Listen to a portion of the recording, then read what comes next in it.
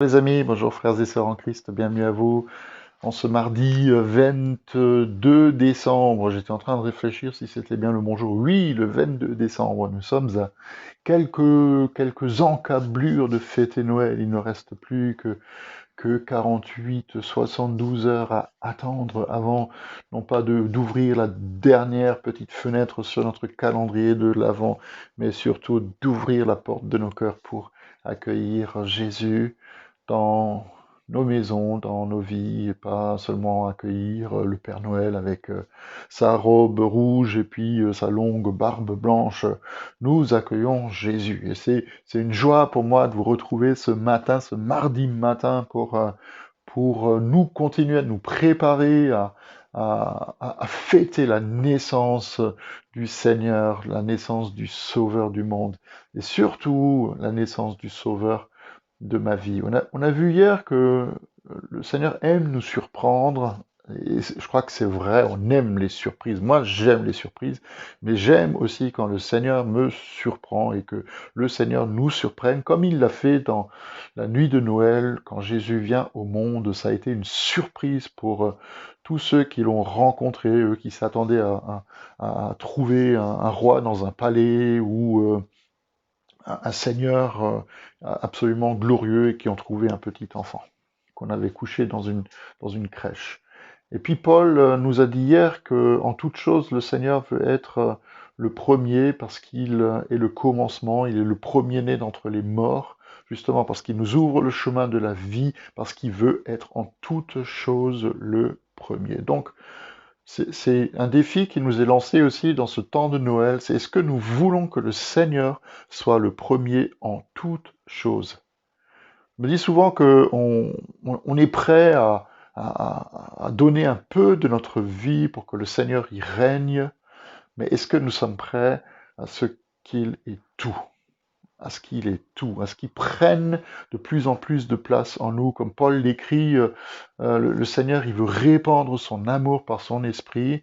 Ça veut juste dire que son amour, il est déjà là, mais qu'il veut le répandre. C'est comme si tu verses une tasse de café sur ta nappe ou sur ou ta table de cuisine le matin, comme maintenant peut-être, tu te lèves, le café il est là, mais quand tu le renverses, il est répandu. Et ben, la même chose, l'amour du Père est là, il est là depuis le commencement. C'est même une réalité dans l'Ancien Testament où par exemple, je crois que c'est dans le livre de Malachie, où le Seigneur il dit, ben, je t'aime. Et c'est la première parole qu'il dit, c'est je t'aime, je t'aime, je t'aime, je t'aime, je t'aime. Et ben cet amour, il est présent, il est totalement présent depuis le commencement parce que il a envie qu'on soit en communion avec lui, il a envie d'être en relation avec nous. Et c'est toute la question qui se pose à nous. Quelle est la part que moi j'ai envie de lui donner? Il veut être en toute chose le premier, donc est-ce que je suis prêt à le laisser conduire toute ma vie? Et pas seulement à certains moments de ma semaine ou certains moments de ma journée, mais vraiment toute ma vie, que je le fasse de lui la priorité pour mes décisions, qu'il soit le prince de ma paix que je reçois, que j'accueille chez moi alors que peut-être je suis en proie à des difficultés sans nom et à des tourments peut-être sans fin, mais il veut être le prince de ma paix, mais il peut être ce prince de paix pour moi si je lui donne aussi tout ce qui me tourmente, tout ce qui me perturbe. Si je suis prêt à relever ce défi de marcher avec lui jour après jour, je verrai aussi sa gloire venir, pas sur ma vie, mais sa gloire rayonner au travers de moi et autour de moi. Et je crois que c'est une pensée qui est absolument extraordinaire aussi pour nous. Il ne veut pas se contenter des miettes. Il veut pas se contenter des miettes. Il a envie de prendre toute notre vie. Il veut être le conducteur de la voiture de ma vie. Et la seule chose qui l'empêchera, jusqu'à la fin des temps, même jusqu'à notre mort, qui l'empêchera d'être le premier en toute chose, c'est nous-mêmes. Donc c'est une décision qui nous appartient. Comme il nous appartient à nous de l'accueillir ou non dans cette nuit de Noël qui est devant nous. Comme il nous appartient à nous de faire le choix de marcher avec lui dans chaque décision que j'ai à prendre, dans chaque pas que j'ai à faire ou pas. Est-ce qu'il est celui qui conduit, dirige mon existence?